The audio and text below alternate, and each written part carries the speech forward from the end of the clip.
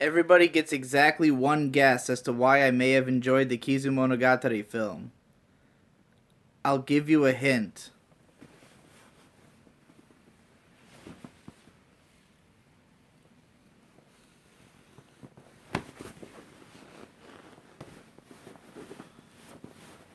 This is my hint. Oshino Shinobu's perfect. I decided I watched the first Kizumonogatari film, and I'm gonna talk about it before I watch the second one, just to offer up the thoughts I have right now. It was great. I enjoyed it a lot, mostly for aesthetic reasons. It's a beautiful film. Particularly the character art is just heart stopping. Fucking, it's goddamn gorgeous. Shinobu looks the best she's ever looked. Um, Everything she does is adorable and perfect. Hanekawa is super fucking cute in this movie. All the animation is incredible. Don't know how I feel about the whole fact that all the backgrounds are in 3D. It's really weird. It's really fucking weird. The characters are all 2D, backgrounds are all 3D. Sometimes it looks really cool. Sometimes it's just jarring. The times when it's the most jarring are the very few occasions when the characters suddenly become 3D. There's like 3 or 4 shots in the movie where there's 3D models for the characters walking around. Super weird. But the actual animation and stuff looks incredible. And there were just too many moments that I was just staring at the screen, just enjoying seeing these fucking character designs. Like that's half the fucking movie. It's just looking at the characters and just being like, God, they're so fucking good looking. Monogatari series has always had my favorite character designs, hence why I've bought so much bullshit from the show. I've got a million figures and art books and the pillow over there. Um, Fucking Shinobu with short hair. Yep, buddy. Ii da yo. The the whole thing was a good time. Shockingly little dialogue for a Monogatari series entry. I'm impressed that they got away with making so much of it dialogue free. I don't think there's a single line of dialogue for the first like 5 minutes of the movie. Um, and then even throughout, it's fairly sparse, which is shocking. They communicated a lot visually, which is very nice. And I want to say that you know, people talk a lot about Shaft and its different directors, and I've been saying that the reason I'm doing my whole series on Shaft is because of the fact that I think simultaneously there are some people who really overstate Akiyuki Shinbo's influence over the studio. Because of the fact that Shinbo's named on every show, a lot of people just think Shinbo's the director of everything at Shaft, which is not true. But I also think the reversal happens, where people really underestimate Shinbo's impact on their work, because even the stuff they do now under all these other directors still has a lot of Shinbo in it. But I will say that in this case, this was one of the farthest I feel like we've come from Shinbo's influence. I did not feel a lot of his hand in this movie. It was just like a Tatsuya Oishi film, which, this is what Tatsuya Oishi's been doing for fucking 5 years, is making, or god, longer than that, what, 8 years, 9 years? However the fuck long he's been working on Kizumonogatari. It really feels like its own animal. It doesn't feel like there's no shot in there that I was like, oh, well, that's a Shinbo moment. So that's interesting, and it'll definitely make my life easier when I try to talk about Tatsuya Oishi, that he actually does have something that, that is completely him, and doesn't have a lot of Shinbo's trademarks on it. So yeah, I had fun with the movie. I mean, there's not a whole lot to it. It's pretty straight. It's only an hour long and pretty straightforward. But the scenes are entertaining enough, and it's just so damn pretty to look at. It really reminded me. It took me back to Kare no Kyokai, the first film, because that's the last time I feel like this style of old school light novels, the very moody, dark, urban fantasy light novel genre that was all the stuff that's in Faust, those Faust books. The people who wrote all that bullshit like Boogie Pop and fucking Nisio scenes shit. That squad of people, the last time I felt like that style was done like complete justice in animation was Kare no Kyokai, and I've kind of been like waiting all this time for something else to have that feel, and this had that feel. It really brought me back to that, and so greatly appreciated that. Didn't like this as much as the first Kara no Kyokai film, because I think that's one of the best tone pieces out there, and this suffers not having a Yuki Kajiura soundtrack, which that one of my favorite anime soundtracks is the first Kara no Kyokai film. But nonetheless, still a good movie, and I'll be looking forward to part 2, which I'll be watching now. Alright, well, I watched Nekketsu-hen, the second Kizumonogatari film, and it was still good for mostly the same reasons that the first one was good, which is to say, just being aesthetically perfect. These films just look incredible. They really do. It's just it's everything I'd ever want an anime to look like, is what these movies look like. And, I have to sit here and live with the fact that probably for the rest of my life, nothing will ever be as adorable as Shinobu is in these movies, or Kiss Shot, as she is known at this time. Until the day I have, my own daughter, I'll probably never find something cuter than this. But otherwise, as strong as the aesthetic is and the directing and everything, I do have to wonder that just these movies don't seem, at least so far, the first two have had not much in the way of thematic depth or intrigue. The story itself is not that interesting. Just the second movie in particular, I didn't like the second one quite as much as the first because of the dialogue scenes, particularly the big one that Araragi and Hanekawa have towards the end of the film, because the dialogue's just kind of cringeworthy between the two of them, and I can't really reconcile this take on Hanekawa with how she is throughout the rest of the Monogatari franchise. All the characters are pretty different here, and you can tell that these events kind of shape who they later become, but at the same time, they feel very different, and I know that probably the third movie will have to answer for a lot of that.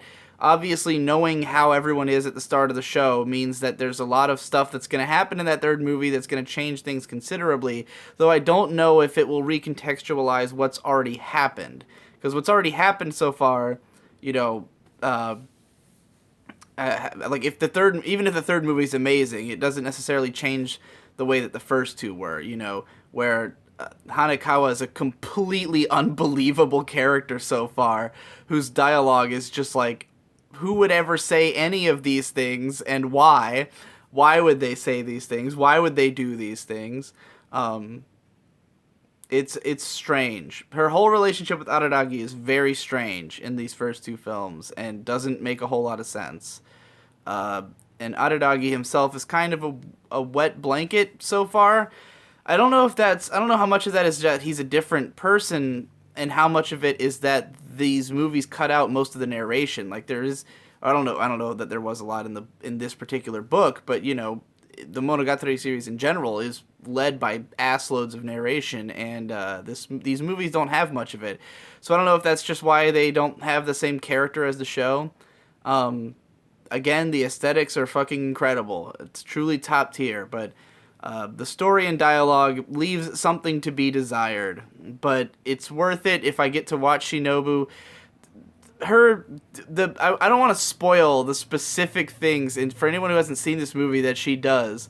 But some of the things, the antics that Shinobu gets up to are just the funniest and most adorable things I've ever seen, and yeah, it's the best. She's the best. She makes these all worthwhile no matter what's happening.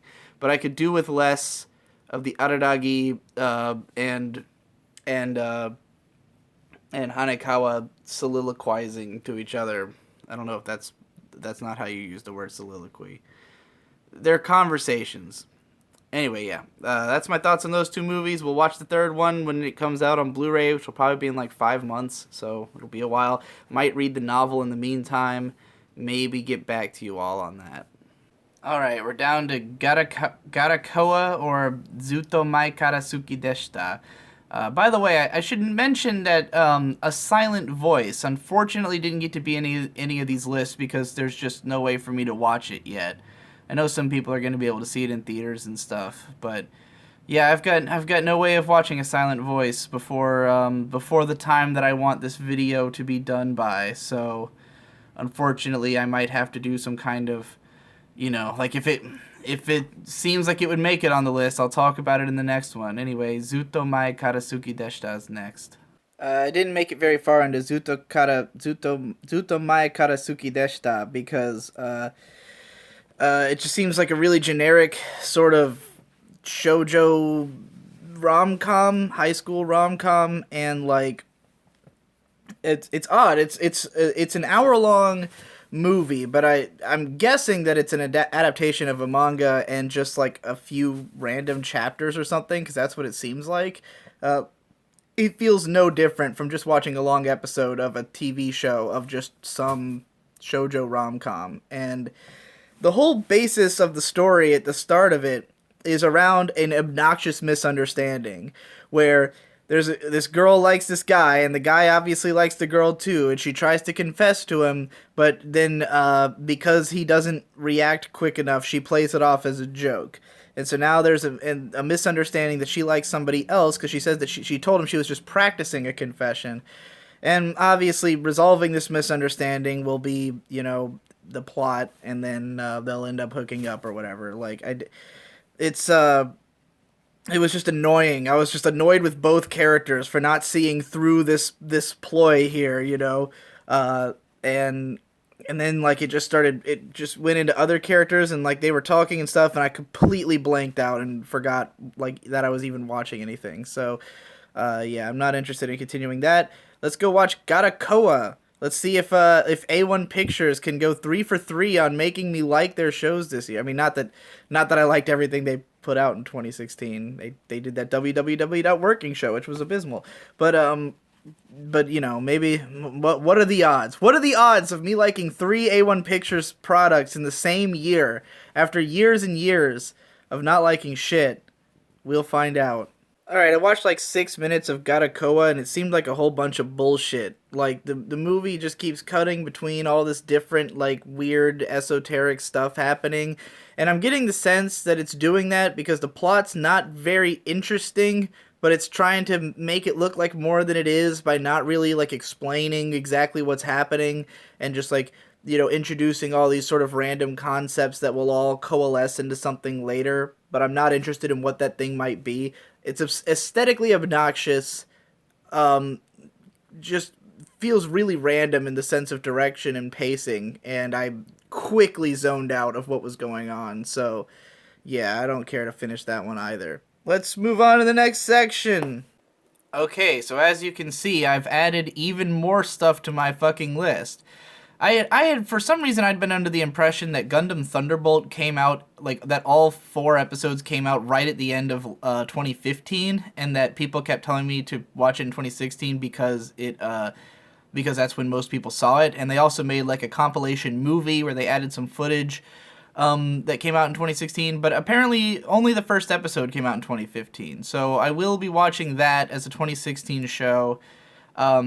Getsuyobi no Tawawa is like a 4-minute episodes show that a couple people said I should check out, so why not?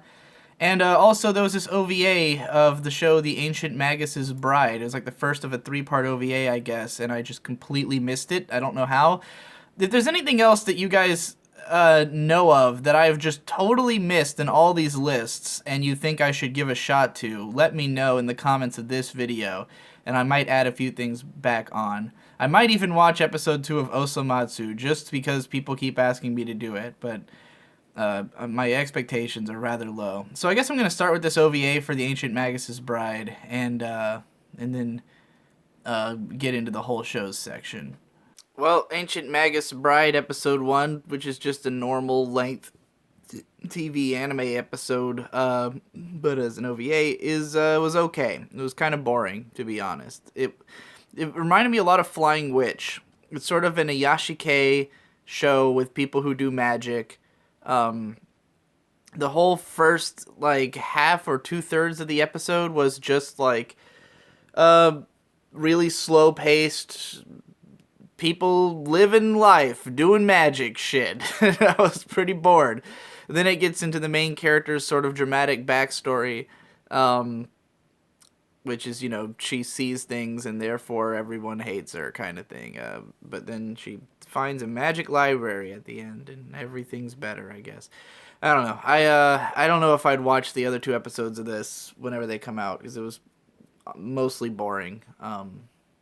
Well produced. I could see a lot of people enjoying this more than I did. Especially if you're into Iyashikei shows, it might be worth a look. But it's weird that it's, just this 1 episode and then 2 more to come like way later this year. Awfully slow release schedule for something that doesn't feel like it had a lot going on in just 1 episode. Alright, it's time to get serious. It's time to get into some rough shit. Let's watch a whole fucking show today. I'm ready to die. Let's go. Number 7, Mobile Suit Gundam: The Origin. Yep, that's gonna be 4 hours. That's what I'm gonna be doing for the rest of the night, probably. Let's rock and fucking roll. Alright, I wanted to offer some comments on the first episode of Gundam: The Origin, which I just got done watching. It was pretty interesting. It was good. I was not expecting it to be so old school feeling. Like, the pacing and directing and everything was very much felt like classic Gundam. Granted, with a little bit more dramatic weight to certain scenes. I feel like Tomino as a director was never very good at just like letting a scene play out. It was always chaos and going to the next thing. But this was a little better about that. I feel like this is the closest thing I've seen to the tone and events of Game of Thrones in anime, that other than like Legend of the Galactic Heroes. Very dark and gritty wartime drama with people fucking double-crossing each other and backstabbing and everyone's dying. And it was particularly interesting in this case because every character in this, other than Artesia, is dead. Like, I've watched all of them die. I've seen every one of these characters die, and now I'm seeing them, way in the past when they were much younger and like when the events of the story were just coming into play. So it's kind of like seeing this as this is the beginning of how all these people fucking died. And it's kind of interesting in that regard. Also because I've had this Gundam: The Origin poster on my wall for like a year and a half. And I've always thought it was like the coolest looking poster ever because just the character designs are so great and they all have these really strong facial expressions on it.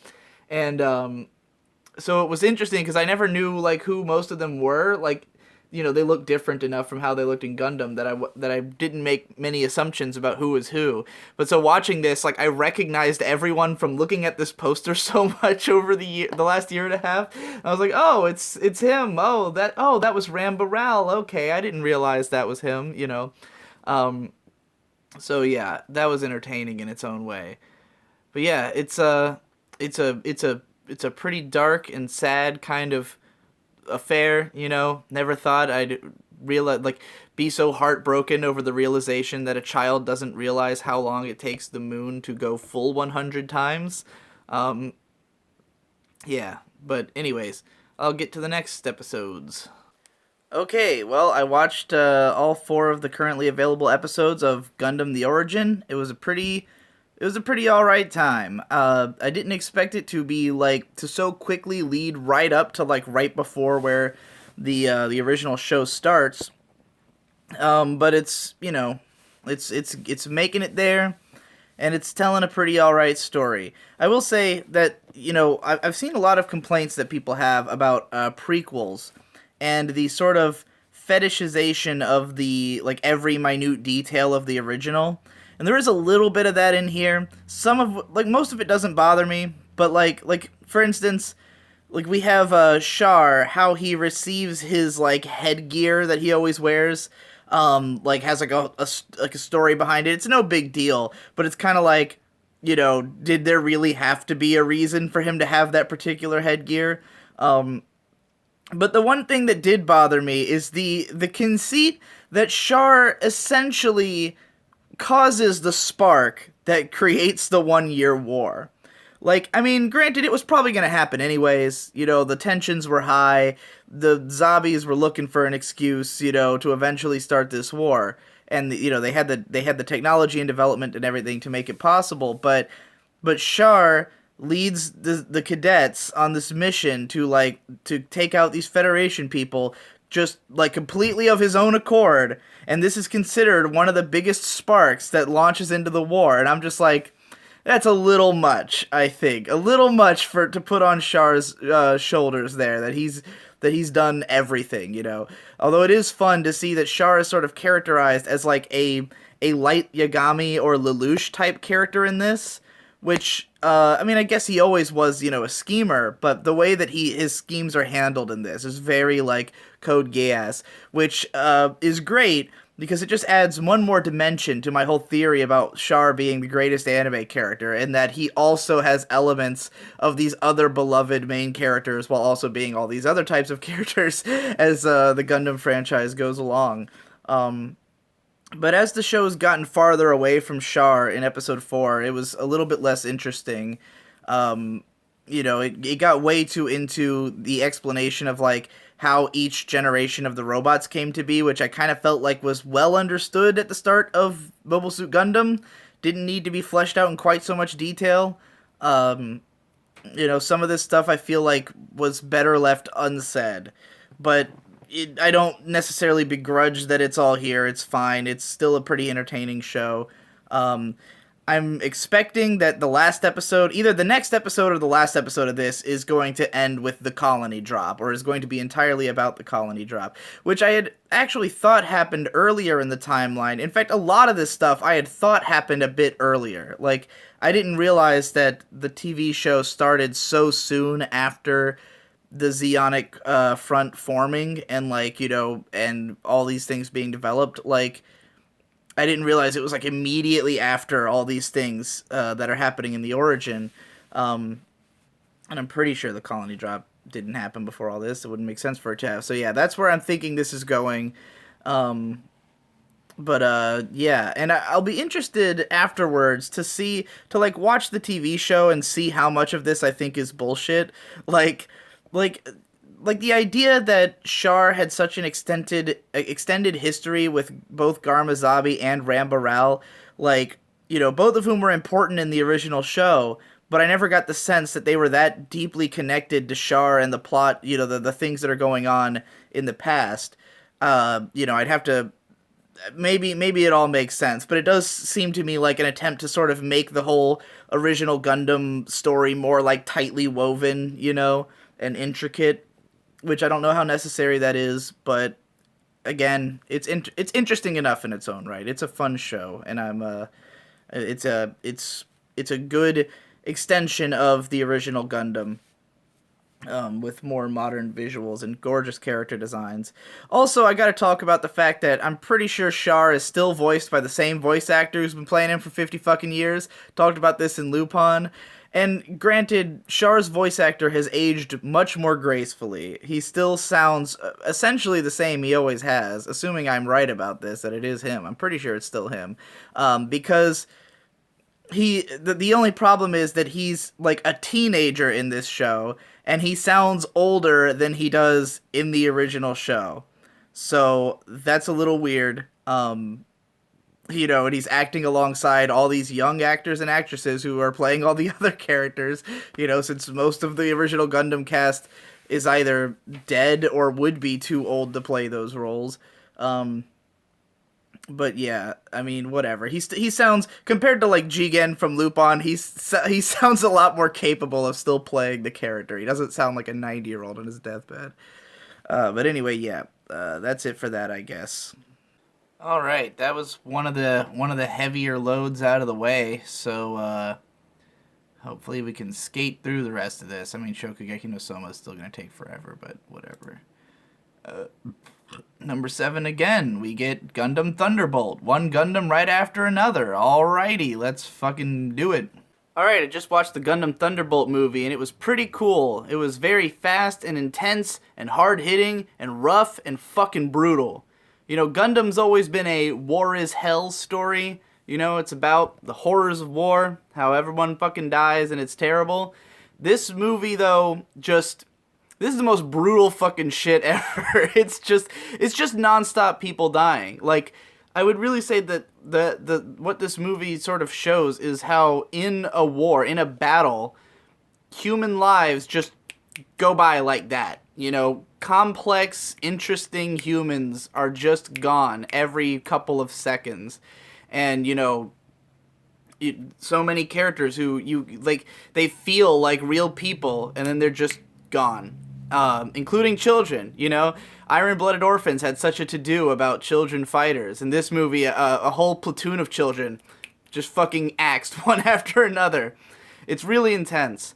And you know, I was excited to watch this when I first heard about it because of the fact that not only does it have really gorgeous character designs and animation, but it's directed by Ko Matsuo, who was one of my favorite directors from way back in the day, who has not been doing shit for the last almost 10 years. This guy had directed Red Garden and Kurenai back in the late 2000s, which are both really cool shows that are really way out there. And he took a lot of influence from, like, American shows and stuff like Buffy the Vampire Slayer. You can tell he's a big fan of, what's his name? The guy who directed Buffy and the Avengers. Name's slipping my mind right now. You probably already know it. Anyways, he's a big fan of that guy, and he was one of the only anime directors who had, for both Red Garden and Kurenai, they did the voice acting first and then animated over it, which is how it's done in American cartoons, but not in Japan. There's lots of unique things about those shows. They have musical episodes, they're weird-ass fucking shows, with really interesting presentation. And I've been, like, everything else that Komatsuo had done was just, like, adaptations that didn't really have much of his unique spark to them. Like, he's done a few shows over the years that were just kind of mediocre and didn't really have any of his style. So when I heard that there was a Gundam OVA that has, like, free jazz music as much of the soundtrack and, like, 50s pop, I immediately thought, well, that sounds like Komatsuo returning to form. That sounds like something he would do. And sure enough, that's exactly... It is definitely a thoroughly Komatsuo piece. Like, the dialogue, which he also wrote the show, is all very much like characters talking about things, you know, as opposed to being exposition heavy or anything like that. It's like the characters are always sort of talking about their tastes in music or in women or like what they're planning to do, you know, shortly before they're all fucking massacred.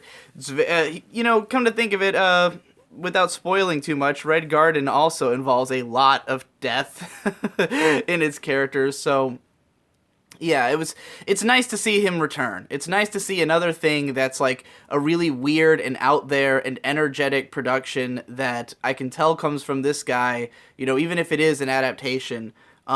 He definitely brought his own flavor to it, and it's exciting to see him come back. I really hope this is a signal of more to come, because this was only an hour. You know, it's very brisk. It doesn't...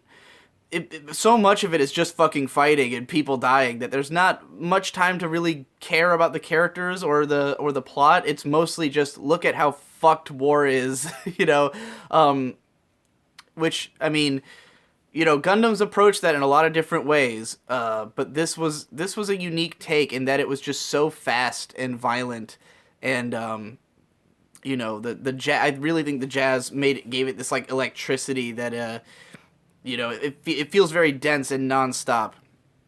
I think I'm repeating myself at this point. It was pretty cool. Anything else I have to say about that? Totally forgot to mention that the ending theme of Gundam Thunderbolt was fucking awesome. It was like, first of all, like a prog metal song. Definitely like nothing I've ever heard in an anime before. It sounded like something Omar Rodriguez Lopez would write. It was really cool and badass, and it plays throughout the ending scene and into the credits, and I did not see it coming and was very pleasantly surprised. And I'd love to find out if there's any more where that came from that musician. I guess not. It was neat. It was a neat time. Anyway, after all that war, I think I need to calm down and watch something sweet and happy for a change. Oh, hey, remember like 8 videos ago when I said that I was gonna cover Stella no Mahou in a later video because I wanted to wait to finish it? I don't blame you if you completely forgot, because I certainly did for like over a month. So Stella no Mahou was a show.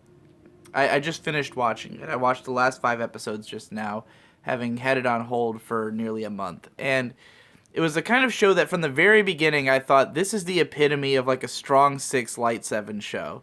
It's something that's not high priority, probably not going to be amazing. Sorry for all the burps, I've been drinking. But I felt like I wanted to watch it. Like, it was a show that I knew I could finish. I knew I could watch all 12 episodes, even if it wasn't necessarily, like, great or something that I felt I, needed to finish. I just felt like I could. I just didn't want to do it all at once, because it's a very relaxing, laid-back kind of show, and I figured I could, stagger out watching it for a little while. So I think I watched, like, the first 2 episodes and then put it on hold for the video series.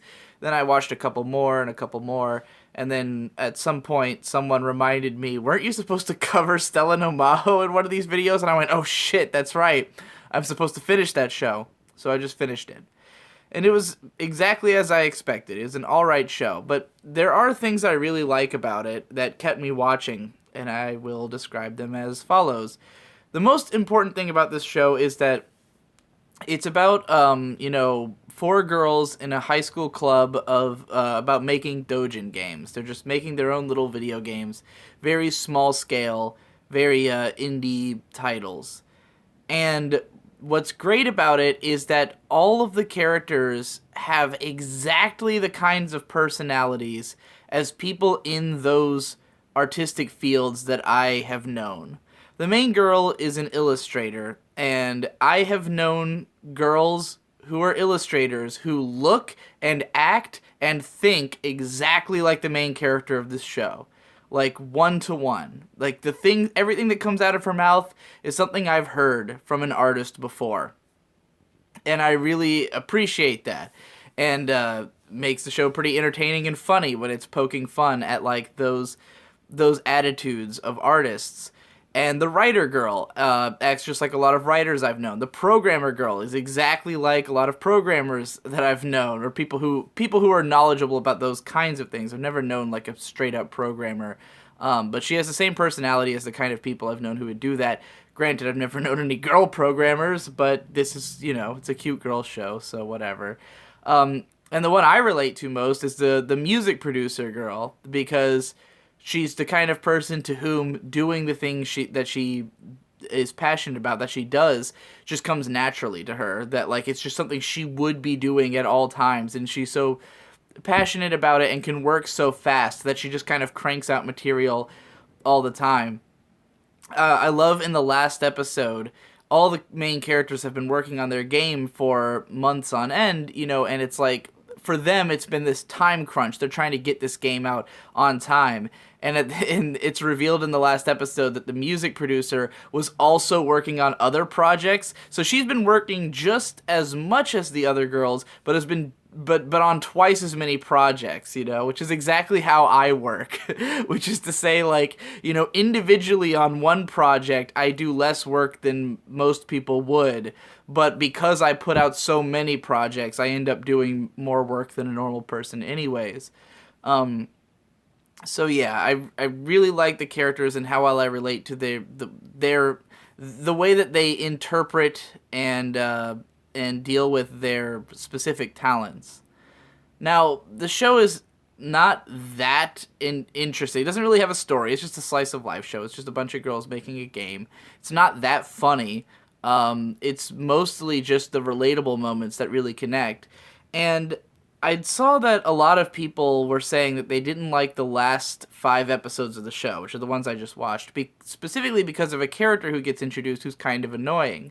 And I agree that character's kind of annoying, and I think that this show has exactly the same problem that Sancha Sanyo had, though it has it on a much smaller scale, which is that the main cast is very interesting and well written. Like, the main 4 are very inspired characters who you can relate to and who just work well together and have good chemistry. But all the other characters are much more one note and much more gimmicky and don't feel as real. you've got the main girl's best friend, who's like just the Fujoshi character, who's just like a over the top Fujoshi. You know, you've got the former club president, who's just like a weird, wacky kind of girl. You've got the new girl who joins, who's like the bitter rival of the main character, and is like very extreme in her opinions. And like, I don't dislike any of these characters. In fact, I think they're less obnoxious than the side characters from Sancha Sanyo. It's just that they're so much less interesting than the main ones, and it's obvious that they're only there because, you know, the author probably could only think of so many things to do with the main characters, and introduced other characters who had more clear, you know, stories to come out of interacting with them. Now, I do think that this show, to also pull a comparison with New Game, which is also a show about game development, I think this show does a better job of representing the kinds of people who make games than New Game did, though that show was more in-depth about the actual game-making process. But to compare it with that show, later into New Game, they introduced a character who I found really annoying. It was the main character's best friend girl, who becomes a part of the main cast in the later part and really drags down the episodes she's in because she doesn't really add anything to the show. In this case, the new girl who gets added, she is kind of annoying, but I do think she adds something to the show because she really furthers the development of the main girl. So, you know, she does actually bring about some important kind of character stuff. And I thought that when she started bonding with the main girl, in this scene where, like, the two of them are talking over Skype for like a couple of weeks because they're both trying to study and work on the game at the same time, it was a really great scene, and another really relatable one that really spoke to the kinds of stuff I've seen artists doing before. So yeah, overall, this show, you know, it's not really that strong in its writing, but it's so relatable, and like the characters are so easily likable, at least the main four, that I still found it easy to watch and easy to enjoy all the way through. And also the character designs are super fucking adorable. I love the colors in this show. I love everything about how it looks, except for the fact that it's almost not animated. Like, I don't think there's even, like, there's barely any motion in this show. It's almost all like just character art, which is all really cute. It's inconsistent even then. The show's like it really is barely animated. Like, at most, characters like just they're you know, they move up and down when they're walking and stuff. There's very little actual movement, but it's still very cute and enjoyable. The voice acting's all okay. I love the main girl and her like obsession with her dad and older men. It's really cute. So yeah, I like that aspect of it, though even though it's not very well animated. But also of note, the ending theme is great. One of my favorite ending songs of the year. This very poppy, future-based song that is totally, I don't know, not something I've really heard in anime before. Haven't heard a whole lot of future-based songs in anime EDs or anything. Sounds like something my brother Shade would make, so I really liked that. And yeah, that's most of what I'd have to say about that show. It was a cute, fun time. It's obviously not going to be for everyone. If you're not the kind of person who enjoys slice of life shows, then you're not. Like, if you don't watch a lot of these cute girls doing something shows, this one probably won't do much for you. But it does have a lot to connect with on the subject of, you know, what it means to be an artist, and specifically if you are a writer or music producer or illustrator or programmer, or you know people who have done those things, then this show might entertain you just in how much those characters relate to the people you've known. Alright, that's it for this video. Hopefully the next one will be the last. There's only 7, I think, more shows to go, unless I get reminded of a bunch in the comments of this one. So we might be towards the end of this fucking 2016 thing that I've been working on all damn year.